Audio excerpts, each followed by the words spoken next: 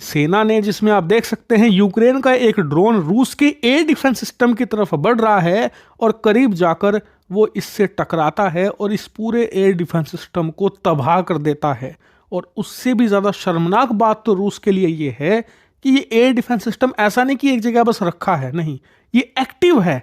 और उससे भी ज़्यादा शर्मनाक बात, ये एयर डिफेंस सिस्टम पैंतसीर S1 है, जो स्पेशली बनाया गया है ऐसे छोटे टारगेट को डिटेक्ट करके मारकर गिराने के लिए। यानी कि छोटी मिसाइल हो गई, छोटे लड़ाकू विमान हो गए या फिर ड्रोन हो गए, उन्हें पकड़कर मारना ही इसका काम है। ये एक्टिव है, ये ट्रैकिंग के जरिए आसपास के इलाके को ट्रैक भी कर रहा है। उसके बावजूद अपने ऊपर अटैक कर रहे ड्रोन को या पता नहीं लगा पा रहा और आसानी से नष्ट हो रहा है। और अगर आपको लग रहा है कि ये सिर्फ एक घटना है, नहीं, कल के दिन आप अपने स्क्रीन पर ये खबर देखिए, सिर्फ एक सिंगल डे में 24 घंटों के अंदर अंदर रूस के 5 एयर डिफेंस सिस्टम तबाह करे हैं यूक्रेन ने।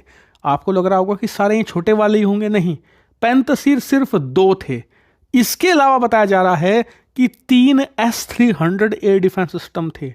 जो लोग नहीं जानते तो आपको S-400 एयर डिफेंस सिस्टम के बारे में तो पता ही होगा, जो हमने रूस से खरीदा है।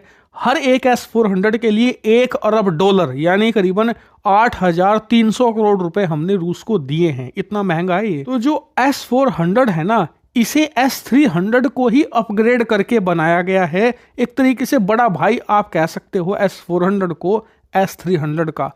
और इन S-300 को तबाह किया गया है 3 की संख्या में सिर्फ एक दिन में। और किससे तबाह किया है?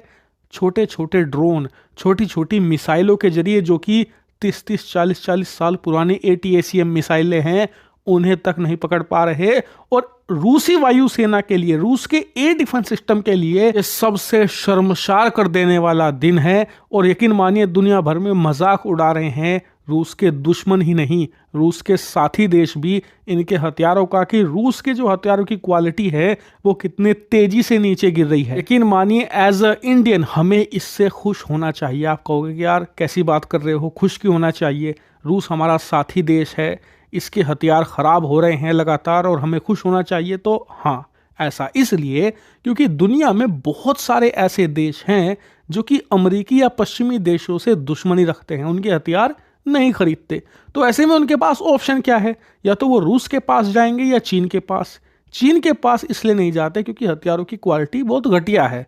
फिर वे जाते किसके पास है? रूस से हथियार खरीदते हैं, भले पुराने हैं लेकिन वो उससे खरीदते हैं क्योंकि उन्हें पता है कि उनकी क्वालिटी चीन वालों से थोड़ी बेहतर है। लेकिन जिस प्रकार से रूसी हथियार परफॉर्म कर रहे हैं यूक्रेन के युद्ध में, उसे दुनिया के बाकी देश भी ध्यान से देख रहे हैं और वो रूसी हथियारों को अब खरीदने से पहले एक बार सोचेंगे जरूर। और उसी में भारत अपना कब्जा जमा सकता है।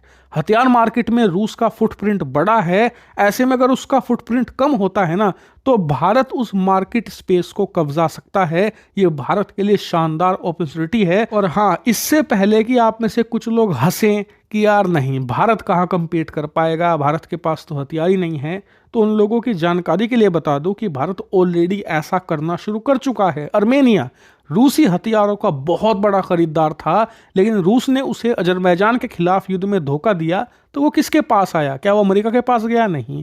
क्या वो चीन के पास गया? नहीं। किसके पास गया? वो भारत के पास। भारत से उसने आकाश मिसाइल खरीद ली है, भारत से वो तोप खरीद रहा है, ATAGS खरीद रहा है और अब ब्रह्मोस मिसाइल भी खरीदने वाला है। यहाँ तक कि जो उसके सुखोई लड़ाकू विमान हैं उन्हें वो अपग्रेड करवाना चाहता है। किससे? रूस से? नहीं, भारत से। अर्मेनिया तो सिर्फ एक एग्जाम्पल है। एक और उदाहरण है वियतनाम का। वियतनाम भी अमेरिकी हथियार नहीं खरीदता, ना ही चीनी। वो किससे खरीदता था? रूस से। लेकिन अब वो किससे खरीद रहा है? वो भारत से ब्रह्मोस खरीद रहा है। इंडोनेशिया रूसी हथियारों का खरीदार था, वो हमसे ब्रह्मोस खरीद रहा है। यानी कि भारत धीरे धीरे रूसी जो मार्केट प्लेस है उसे कब्जा कर रहा है। और रूसी हथियारों की जो खराब परफॉर्मेंस है, ये हमें और मौका देगी रूस का मार्केट कब्जाने का। और यही हमारे आने वाले समय में डिफेंस इंडस्ट्री का आधार भी बनेगी। हाँ, रूस को देखकर सैड फील होता है, लेकिन क्या करे, ये दुनिया है, किसी का पेन किसी का गेन बनता ही है। हालांकि इस पर आपका क्या मानना है, कमेंट करके बताइएगा।